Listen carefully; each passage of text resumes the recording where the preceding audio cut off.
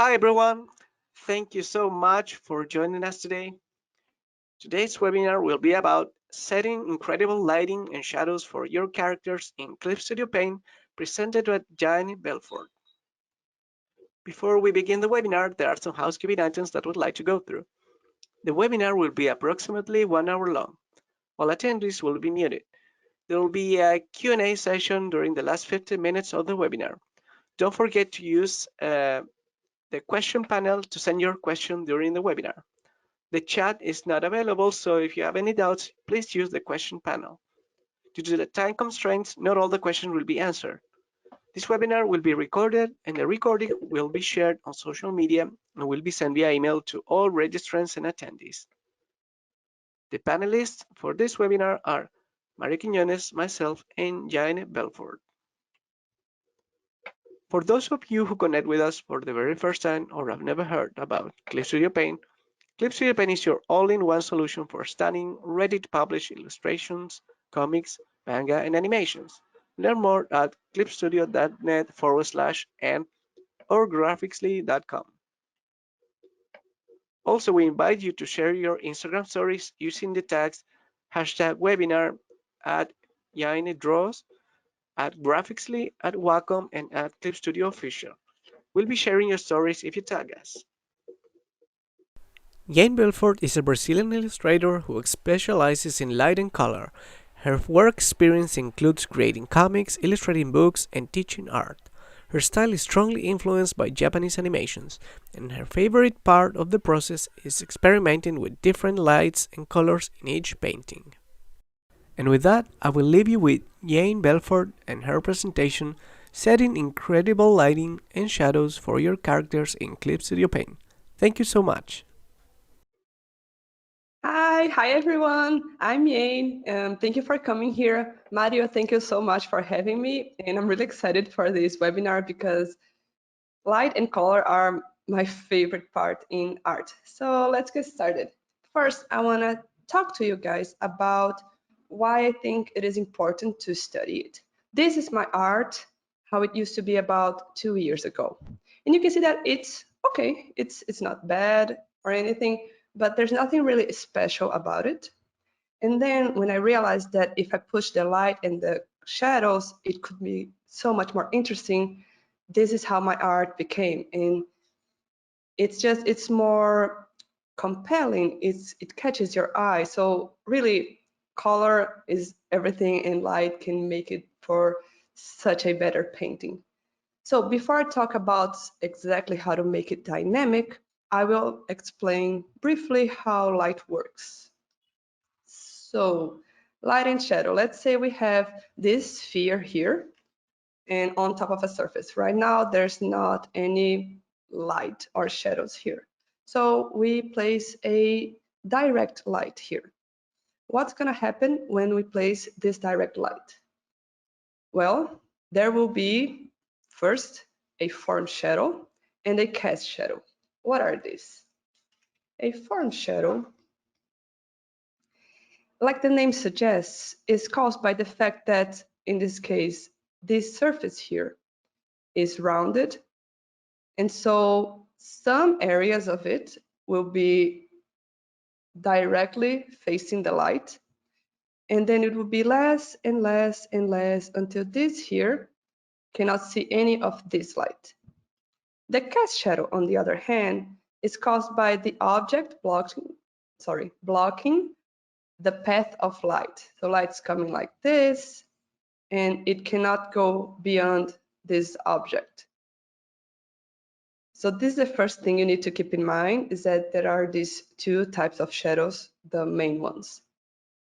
And usually form shadow will have this soft gradient appearance, and cast shadows are usually much, much harder. So here I have some examples in real life. Here, just some photo of a bunch of people that I saw on the street. You can see, for example, let's see this backpack here. This is a cast shadow. Look how strong it is and how hard the edges are. But these here, they are more like form shadows. For this reason, they are very much softer on the edges. The same you can see here on this shirt and here on the skin as well. So here we have a cast shadow, so very hard edges. Here, much, much softer. You could even miss it because it's such a soft transition. But do you always have a cast shadow and a form shadow? Not really. When there's not a direct light, like here the sun was covered by clouds, so there's no direct light, then you basically only have form shadows. You can see we almost don't have any hard edges on the shadows here. There is some like here, for example, but overall there's not a lot of those. That's because there's no direct source, so there is not a cast shadow here. Now, we have the form shadow, we have the cast shadow. What comes next? Next, we have reflected light. What is this? Well, the light will hit this surface and will bounce back. And it will hit here and bounce back, and here and back. In all directions, it will be bouncing. So when it bounces back here, it creates this little area of light. But keep in mind that the reflected light will not be as bright as the area that is actually facing the direct light, because the rays will hit the surface, and because they will scatter, they will be weaker. So when they hit this surface here, it's much, much, much weaker than this here. Okay, what else? Next, we have occlusion shadow, which is also called contact shadow. And it's the area that basically doesn't see any light at all. Even though the light hits here and bounces and here and bounces, there's this tiny, tiny, tiny part where the light does not really bounce. And so it becomes very, very, very dark, and it's the occlusion shadow. So here I have this photo I took once because I thought it looked really cool, but I wanted to show you guys the reflective, occlusion, and highlight. Oops, wait, it's the wrong. Okay, now it's the highlight, I'm sorry. So the highlight basically is just the area that is facing the light the most. So this spot here is directly at the same angle here as the light. Everything else is making the light kind of hit in different angles. This one is directly looking straight at it. And so it becomes the brightest point. Now here, let's see everything that we can find here. So first, the reflective light. We have the main source here, which is the sun. And because the window has this kind of fog on it, it's being dispersed really widely. And so it hits some things that are outside of the photo and then hits back on this surface. Look how yellow it is. And here, so, so yellow. And the whole wall actually is yellow because of this, because this strong sun is hitting something here and then bouncing back. What about the occlusion shadow? We can find it here. Look, there's this very dark part here. Here as well, below the mouse pad. There are some areas with it, like here as well, very dark, the light cannot reach. And what about the highlight? The highlight here is easier to see on this mouse. Look here. It's not very bright because of the material of the mouse. It's not how much the light, like how much the highlight will shine depends on how smooth the surface is. So here, this, I forgot the fan, sorry. This fan, it's made of plastic and it's a very smooth plastic. So the highlight is brighter and also thinner. The mouse, on the other hand, it's made of a different type of plastic that is a little bit rougher And because of that, it doesn't have such a bright highlight. Now, we saw a little bit about light. I know it was a lot, but you can, if you have any questions, you can ask on the question panel, and we'll see it at the end. And now let's talk a little bit about color, because everything becomes so much more complex when we add color to the equation. Here we have the properties of color. You can find this here. I have a color wheel. I can have a color slider as well. This image here is the color slider because it's easier to show the properties here than on the color wheel, but I will show on both after the end. So first property here is the hue, which is why there's an H here. And the hue is about the actual color per se, like is it pink, red, purple, blue, cyan, etc., green, yellow? This is the hue. It's like the pure color, what we used to name it. Saturation is how strong this color is. How much color is there or isn't there? The less saturation there is, the grayer, or in this case, whiter, it becomes. And lastly, there is value, which is how light or dark it is. If I push it all the way to the end, it's pure black. The midway here, it's a dark color with very with a lot of saturation. It looks like this. But if I reduce saturation, let me show you the difference here. Let's have no saturation, about 50% of saturation, and lots of saturation. So you can see that the more saturation, the more color you can see. And then the higher the value, the brighter it is. Look, high value, 90%, low value, you can't even see here, almost black. On the color wheel, this is how it works. Here, up and down is value, so white, black. Left and right is saturation. So gray, a little bit more color, a little bit more color until it becomes very red. And here you can see the hue, green, blue, purple, etc. It's really important that you guys know these properties of color because that's the only way you can manipulate it. If you don't know how to handle this, it's not going to work really well. As a side note, if you have to focus on one, focus on value, which is the black and white, because this is much, much more important than hue or saturation. If the values are good, the piece will work and it will look good. Now, we have here, I want to show you guys how much color can influence the piece. We have this same, what is it called? Like it's a case for earbuds. So it's the same thing here and here, but here it's on top of white cloth. And here it's on top of orange cloth. And the result, look at this, how amazing. Here the reflected light is white, obviously, because it's hitting a white surface, it will go back white. Here, on the other hand, the reflected light is orange. It's the same light, but because it hit an orange surface, it went back orange. This happened because the light was basically white here.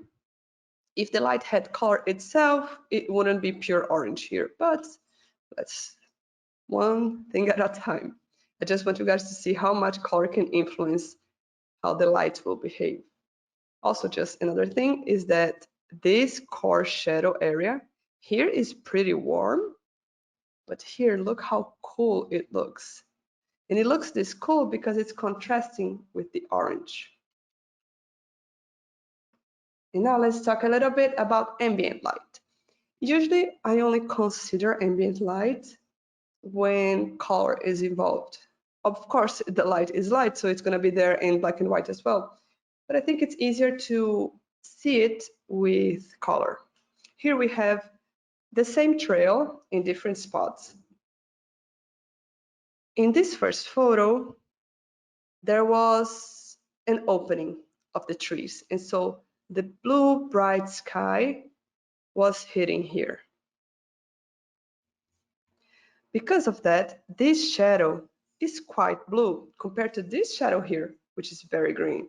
Why is that? Because here there was a lot of vegetation, and the light would hit through the vegetation, which is green, then it would become kind of green, and then make the shadow green as well. What is the ambient light in this case here? Here, it's the blue of the sky. It's the light that is coming from all around. Everything is being lit by something. The something in this case is the sky. And how do we see ambient light in a more contained environment? So again, we have the case here. There was a window here. In this image, look at how blue it is here. It's incredible. It's so blue. Why is this one not blue? Because I placed my hand here and stopped the blue light from the sky from hitting the case. So what happened was, again, we had a light here. It would hit here, back here, white. Here, white. Then it would hit my hand and go back. And here it's a little bit more like pink or oranges, just a tiny bit warmer. While here, there wasn't anything for the light to hit and go back. So what happened was it would go here, here, back, back, and then the sky was coming here. And then even with the orange, we can see a lot of the ambient light from the sky because the sky, even without the sun, it is just so bright. I mean, of course, when I say without the sun, I'm not saying at night, obviously. I mean, without the direct sunlight, an area in shadow, but that has light from the sky is still very bright. So here it's the same scene, but now we have the orange cloth. And what happens is here it becomes orangish, and here is blue because of the sky.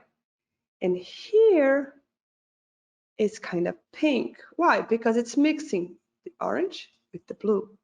So it's becoming more like purple or pink. And again, in this second image, I placed my hand. There was no blue from the sky, so everything is very warm in the image. And just so you know, look how far away the window is from this tiny case. And still you could see the skylight because the skylight is this strong. Look here on the tablet, everything here is sky. Here on the chair, sky. It's all ambient light. So don't underestimate how strong the skylight can be. And now let's talk a little bit about subsurface scattering. I know this is going a little bit fast, but it's because I just want to give you a general idea of all the lights that are there.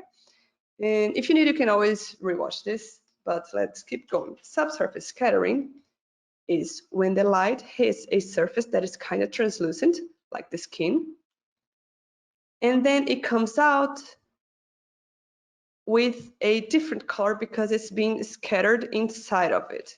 So it hits here the skin, and the skin is kind of translucent and there's a lot of blood inside. Because of all the blood, it will be very red, and you can see it here. All of these edges that are so red. Why is that? It's because of subsurface scattering.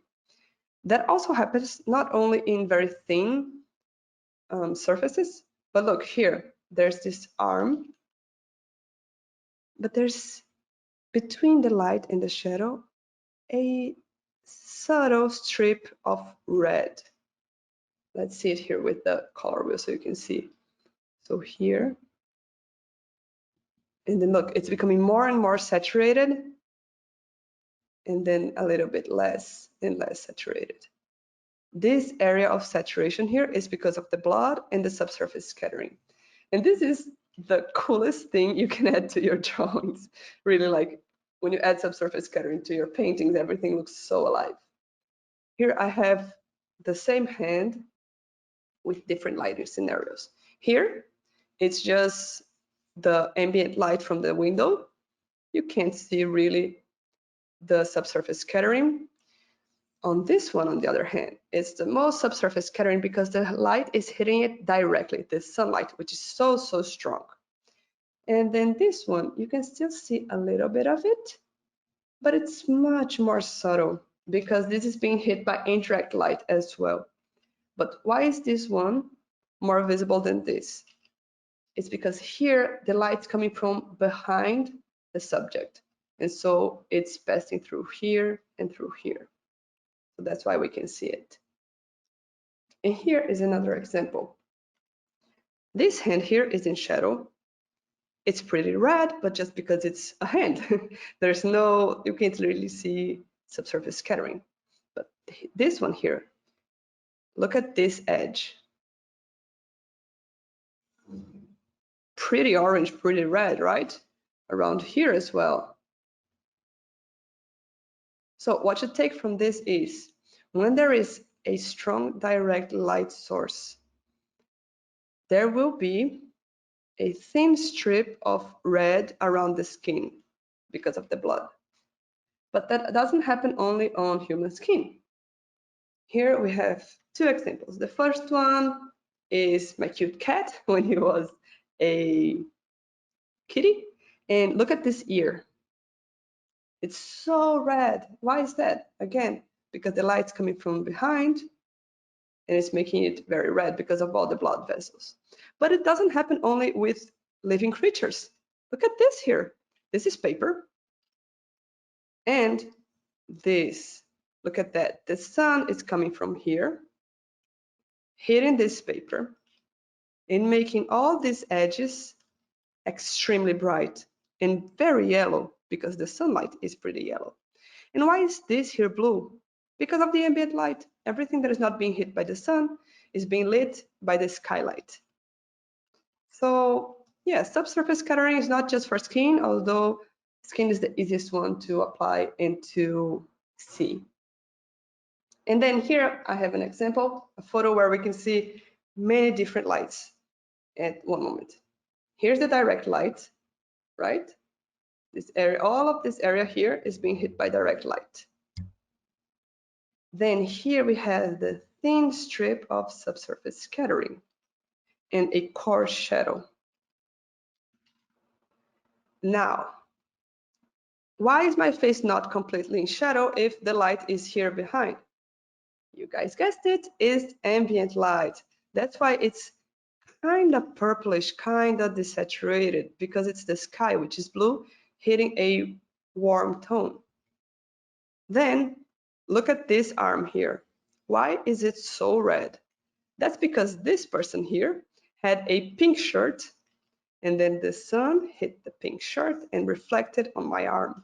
And so my arm became extremely red, and the shirt as well, and the neck as well. Like, how strong is this?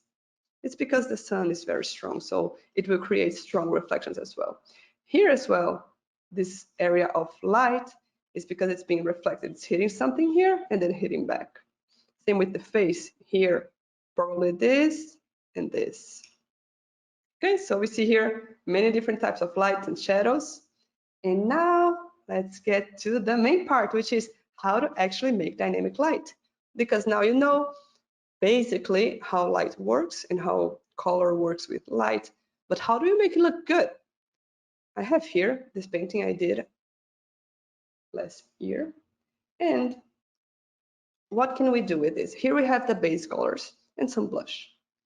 I could create a multiply layer. Hold on. Let me make it darker. Yeah. How I usually work is I place a multiply layer on top of all of it and then erase, and using a, what's the name of this? Layer mask. Using a layer mask, I will go back and add some parts of it. I could come here and make it like this, and you can see that it's not wrong, not at all. But does it look really interesting? Probably not. Our design isn't that amazing to sustain itself without really cool lighting.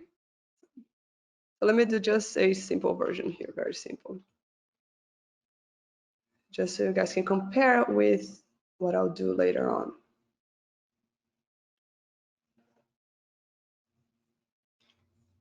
I'm just placing the cast shadows right now, just so it's easier to see what the final image will look like. Let's say, yeah, this is enough. Something like this.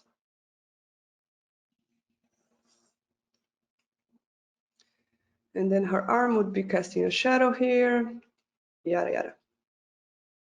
This is all right, but does it look amazing? Uh-uh. So what can we do? What I did in this case here, I went and created a 3D model. Let me use the subview. I love this. Probably my favorite part of Clip Studio is this here.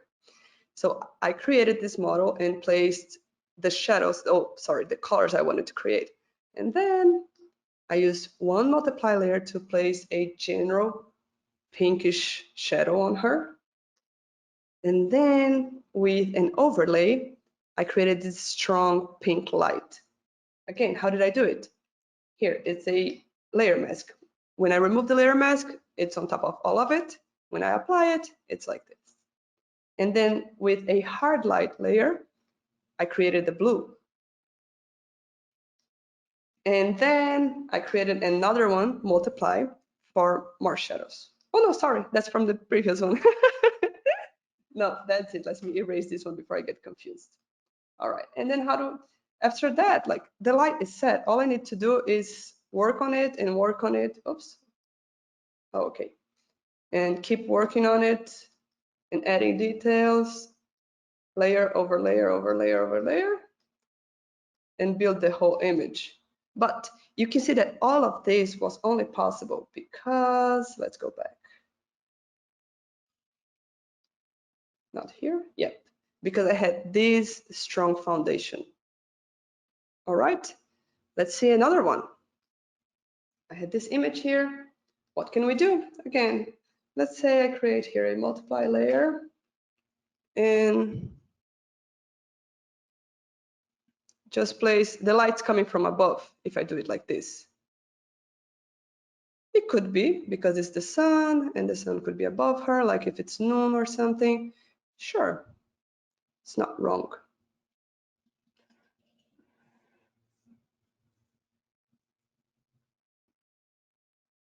Something like this probably. Yeah, it's okay. But it's not the best we can do, is it? Nope. We can do something like this.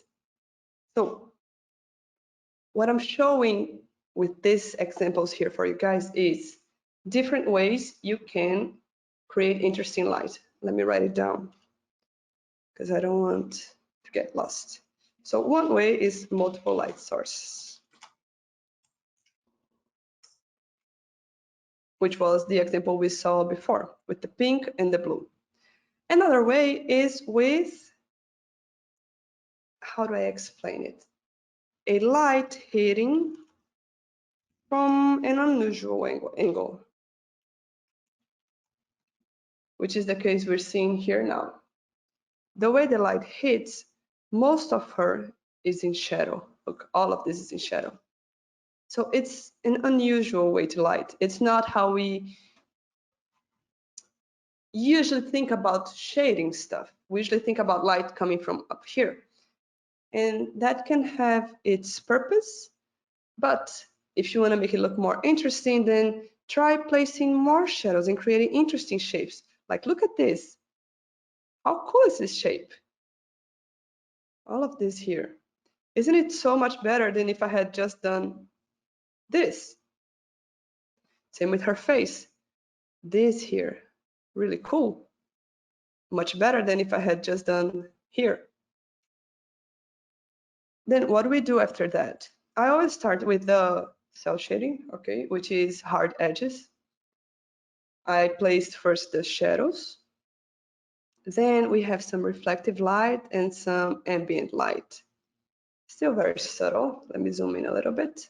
Here, this yellowish light is reflective light. From where? From her shirt and then on her skin. Probably. And then the ambient light, because the sun is not hitting here, the sky is. Here it's harder to see, but there is a tiny bit of blue. Notice there won't be ambient light everywhere there is in shadow. For example, this part here, facing down. So the skylight won't really hit it. Like here as well, facing down, there won't be skylight. Here, let's say this is a crease, the light from the sky will not hit it. All right, and then after reflective and ambient light, we can add a little bit more shading to it. I just created another multiply layer to add more depth. So look at the before and after. Before, after. More depth to it. Let's remove the sketch because it's not helping. After that, what do we do? Let me place some lines. So we start rendering and rendering and rendering. Let me remove the previous versions. Okay. And then I can use like here a multiply to make her hair darker. An overlay, oh, this is rich. Look at that. This overlay is so subtle, so subtle. Around here, can you see it? It's becoming brighter. Here.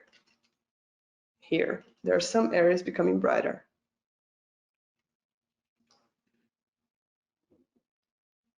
And then some ambient light again. This time I pushed a little bit more. And then we can add highlight and loose hair strands. Glow, I love adding glow. I'm using a glow dodge layer here. Look at the before and after. Just makes everything a little bit more magic. More glow, more glow. And then particles and the image is pretty much done. So again, we go back to the basic, which is this here. Oh, that looks ugly. Now with the sketch, much better. Going back to this here is deciding where is the light coming from, the main source. What other lights are there? In this case, it's the sky. How does the light reflect? Here. Where does the light not hit mostly? Let's find somewhere like here, probably. Not a lot of light. So, oops, wrong layer. So let me give you, hold on, I'm gonna make a new layer here. And I wanna give you guys a checklist. Because for the longest time, I used to do checklists before making anything like this, just so I wouldn't forget any parts. So first, direct light. Where is it? You need to have this in mind. 2, cast shadows, and then form shadows. Reflective light, ambient light, subsurface scattering. What else? Oh, occlusion shadow, how could I forget? And I think I'm forgetting something.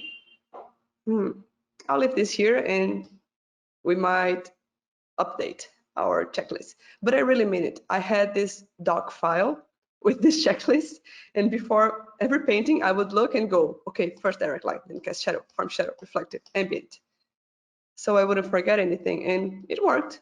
Nowadays, I don't usually have to look at the checklist, but I just have it in mind. Now here we have this character design. Again, usually on character design, you don't have to make it very elaborate, but I wanted to create a mood for this character. I want him to be menacing, threatening, a little bit scary. So what could I do? Again, I know I'm repeating myself, but I want you guys to never forget. I could come here and do it like this. And yeah, all right. Not wrong or anything. But where's the mood? There's no mood here. So what did I actually do? Let's go back here. So first I made him darker because it's a very dark ambient. And then I added some light. Look at this light. How are these shapes like this? Well, it's because the light's coming from behind and not very high. It's not like this. It's more like this. And so it hits the upper part of him like this. And it creates some nice shapes. I took some liberties here, probably. For example, this shoe. Would the light hit it? Maybe, but maybe not. But I wanted it to be, I didn't want it to be lost. I wanted to also have a little bit of this rim light. Same here. Would light hit here? Probably not, but I wanted it to be clear, the difference between the legs. You can take these liberties as well. It's okay, it's art. We're not making photographs, unless, of course, if you're making very realistic art, you won't take these liberties, but with the stylized art like this, feel free. So here I added some glow to increase contrast. And then the secondary multiply, look, it's not very dark, but it adds so much depth. Before, after. This secondary shadow I added here, it's like, it's a mix between form shadow and the shadow that would be caused by stopping the ambient light. That's why his whole belly is in shadow, the inside of his legs as well, all of the inside here is like a little bit of form shadow with a little bit of stopping the ambient light. And then again, more shadow. Don't be afraid to create several layers of shadow to add depth to your image. These are all form shadows.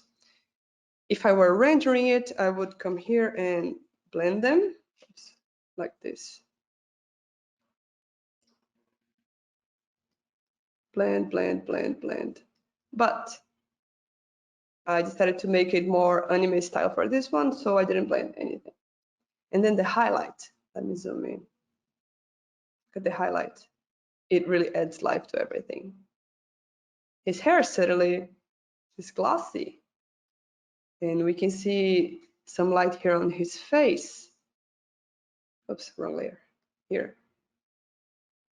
Okay. And then the subsurface scattering was on his ear because the light's hitting from behind, the ear is really thin, so we can see a lot of it. But notice that there's also a little bit here on these edges. Look, can you see? Very subtle red. So what I want you to take from this class first is this checklist. Really keep it like a sticker note or something. Just have it somewhere where you look at it and try to apply one at a time. If you look at a very complex image and you want to apply all of it at once, you'll get lost and confused and it'll be so hard. But if you go direct light, check. Cast shadows, check. Form shadows, check, etc. It'll be much, much easier. And then the second thing is, let me write it here. How to make dynamic light. One is multiple light sources. Oh yeah, colored light is a good one as well. And unusual angles for the light. That's basically it. If you apply one or more of this, your image will look incredibly, so much better. And I guess that's it, Mario. I think we can see the questions.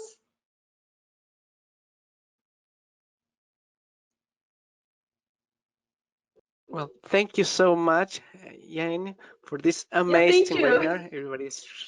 Everybody's really excited. We have tons of questions, so Yay! hopefully we get to answer all of yours.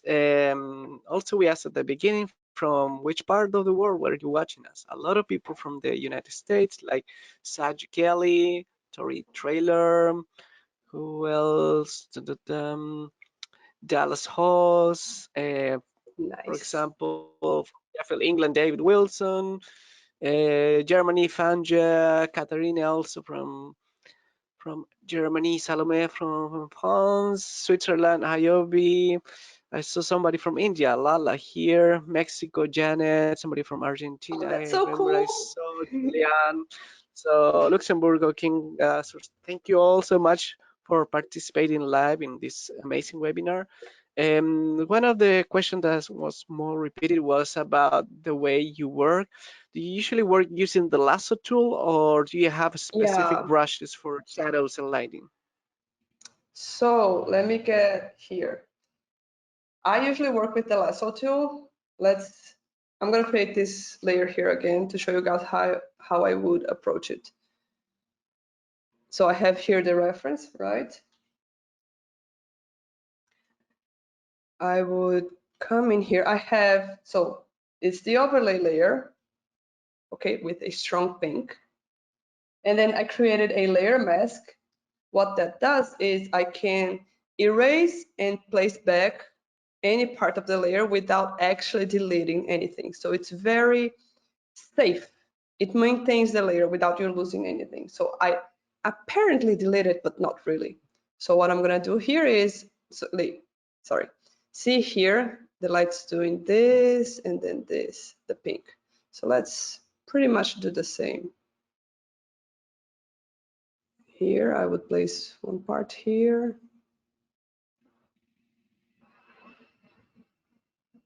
All of this is using the lasso fill, which is here on figure 2, you get a lasso fill. And then at first I make it very rough like this. And then later I can go back and make adjustments. Like here on her nose. Let's see where else. Here. Everything that is facing away from the light will not be lit by it. It's easier when you have a reference like this, honestly. I really, really highly recommend.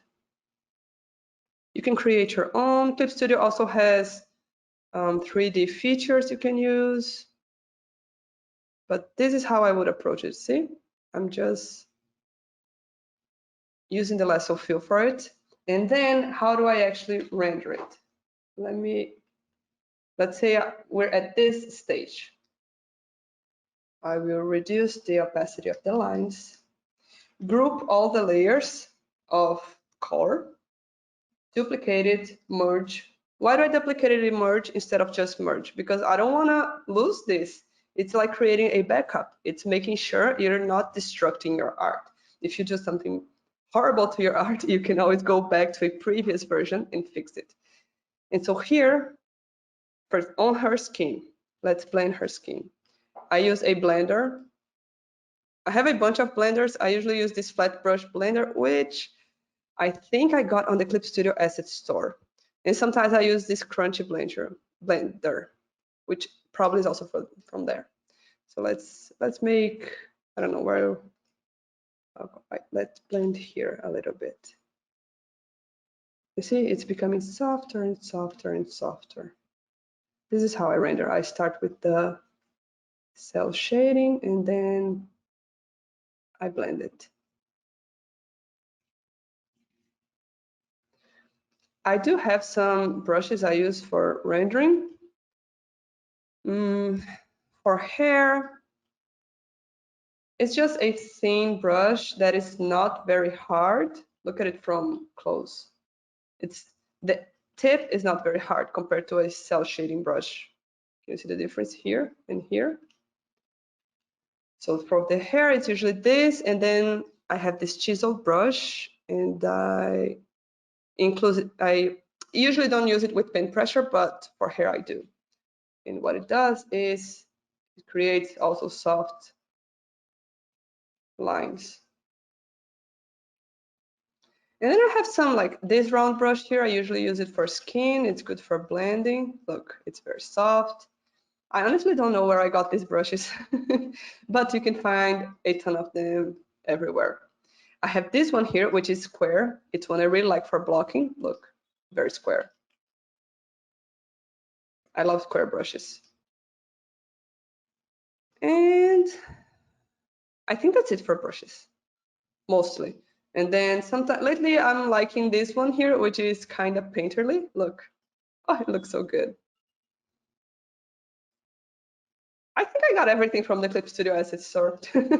I don't really remember, but just find a painterly brush if you want this. And yeah, so yeah, flat colors with the lasso fill, then blend and brushes. Okay, cool. And we have another question. How much do you consider the textures or materials of your characters and backgrounds to reflect light and shadows? A lot. Yeah, I thought about approaching this today, but I thought I wouldn't have time for it. But since we're here, let's see if we can talk a little bit about it. So, wait, I think this is not the best image for it. Let me get another one real quick. Hold on.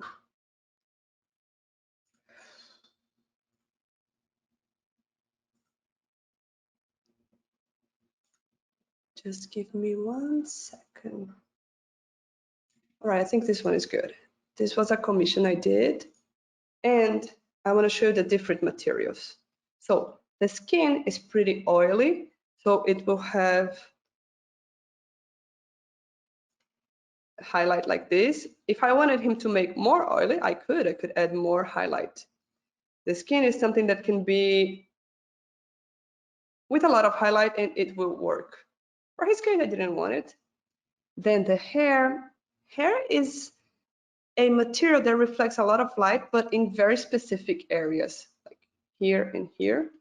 It's not gonna be a lot of light everywhere. It has very restricted highlights. Let me get the photo here and we can see it. Hold on. Here, look.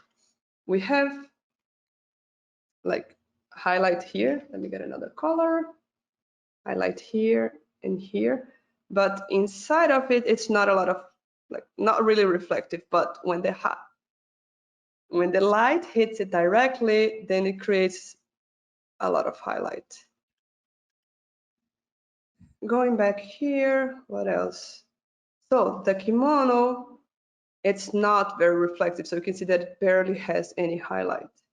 And the swords as well, they don't have a lot here because here it's cloth, but this here is metal and metal has a lot. I could have pushed this more like this.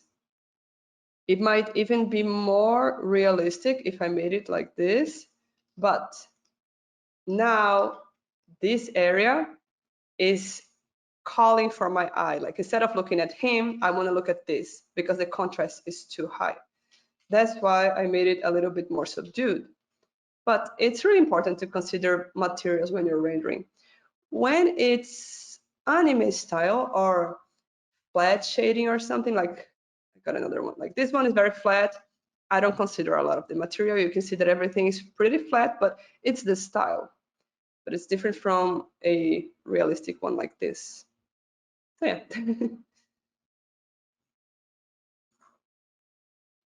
Awesome. Well, thanks so much. Here's another question from Sarah Weiss. How, how much time do you usually spend on your drawings? It depends on the complexity and if it's a commission or not. So this one here, I think it was like 2 hours, but this one here, I think it was like 7 because it's a commission. So I'm gonna spend more time on it, and because it's more realistic, I want to put more effort. On the other hand, this one here was like 1 hour because it's more simple. So it really depends on the image. I don't think you need to worry too much about how long you spend if you're having fun with the process.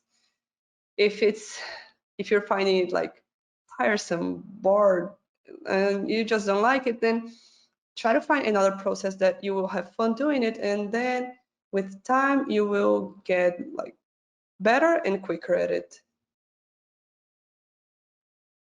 Oh, sometimes I spend much more time. Hold on, I just remembered one I did last year. It was also a commission. Let me get it. So this one here was like 14 hours. It was the longest time. But then look at her hair, how much detail, her freckles, her eyebrows, everything. So yeah, if you're gonna add more detail, make it more realistic, it's gonna take more time. Mm-hmm. And here's another question from Janet Melina. Um, how do you decide what kind of a scenario you want and the color and light and shadows would be? Do you use a lot of Usually, references? yeah, I use a lot of references. I have a Pinterest board with just it's called mood, and I just place there everything that I like, the colors, the light, or the general idea. And it's huge. It has like I think more than 1,000 pins. So when I'm making an image, if I don't know, like this one, I didn't know from the get-go what I wanted to do. So I went into this board, found a reference that had pink and blue lights, and then I created this here. Sometimes I will just create from my mind, but it's more frequent that I will find a reference for it.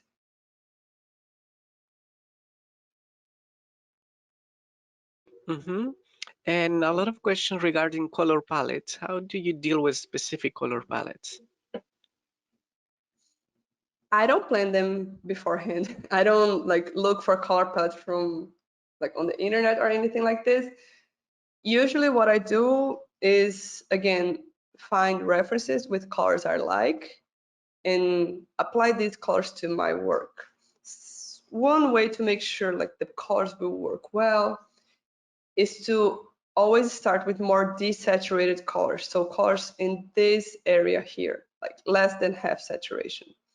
It's very easy to make. Let me show you. This and this and this. They work well together. Why? Because they're all kind of desaturated, so they look good. If I went here and did this, this, and this, they are kind of clashing. It's hard to make this work well together. It's not impossible, but it's much harder than this. So what I do is I start with this and little by little I add more and more saturation. Let me get, hold on, some step by step here showing how this looks in real life. Well, not real life. Just like, look, I had this image here. I started like this, but when I finished, it's like this. Because here I have some muted colors. Look, they're not very saturated, most of them, very gray tones. And then I build the colors later on and make them work together. Another thing is that usually it will look better if you don't have everything saturated. So like here, the red is so saturated, but then this so gray. And even this blue that looks so strong, it's actually not that saturated. So choosing which colors will have saturation and which will not, this really helps for creating your palette. Because I don't know, I just don't really know how to use someone else's palette and apply to my work. So yeah. Mm-hmm. And another popular question is regarding canvas size. You work with a specific one usually? Yes, I usually, let me create a new one here and you see here, I usually start with 4,000 width, 5,000 height, 300 resolution. This is really good, really high resolution. You can make it smaller if your PC cannot handle it. For the longest time, I used to make like 2,000 by 250. because my PC couldn't handle it, then I updated it, and now I can make it like this. And then if it's horizontal, then I'm usually making like 6,000 by 4,000. But the most important thing is the resolution being 300 dpi, because it's very common that people make like the 6 by 4,000 in 72, and then the quality is not very good compared to one that is 300. Oops, look, it's just, this one is much better. So 300 dpi is the best. Hmm. And here's another question from Ested Busi. How did you find your own art style? Okay, so this, let me, I think I gotta write this one. But it was a mixture of experimenting and like actually deciding what, hold on, let me think about it. So first, I found art styles I liked. And then why do I like them? What is it about this art that I like? Usually I would pick like my favorite artists, and then what do I like about it? Usually it was the colors, the interesting lights, this type of thing. For me, I like lots of particles, which are like this here, these tiny bright dots. I probably saw some artists do it, and then I thought, oh, this is cool. I want to add it to my style. So you need to find what you like, and then you experiment.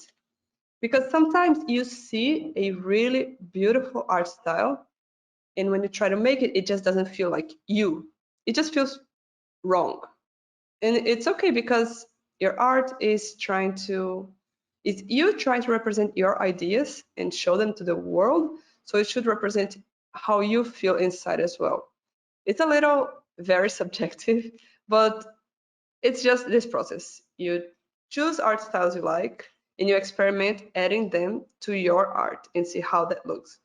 Usually people who say, I don't like my art style, or I don't have an art style, it's just because they still haven't found a way to do it that feels like them and looks beautiful to them. So yeah, it's research and experimenting.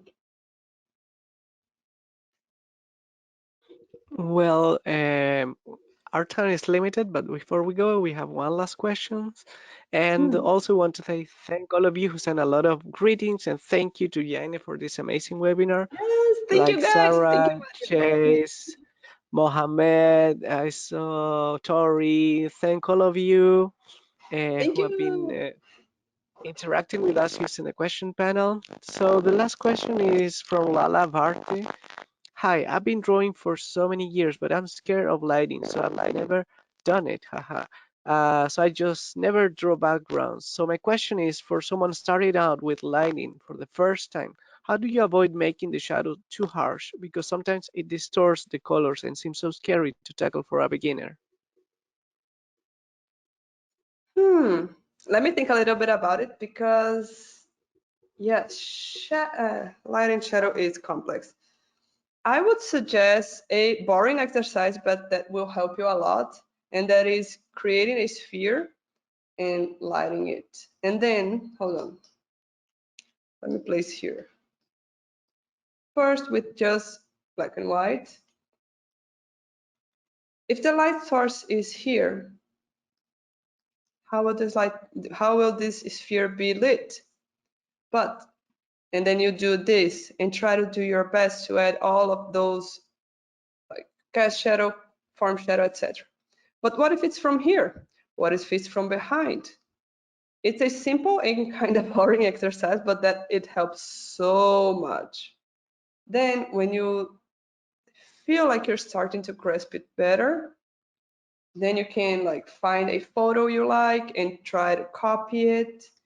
Sometimes the human face is too complex, so maybe you can find the photo of a subject that is more simple, like, I don't know, an apple or something. I don't want you guys to just look at the empty space. So What I mean is just finding simple objects to light, and then the same object, how does an apple look with a yellow light coming from here? What if it's a blue light from here? You might not find all of these variations, but two things. The first is that you can try doing it at home. So you grab an apple and see what types of light you have in the window and the sun and evening, everything. Take photos and try to apply it. And the second is just looking it up, like apple at night, apple under the sun. You can find all sorts of stock photos about it. It doesn't have to be an apple, of course, just an example.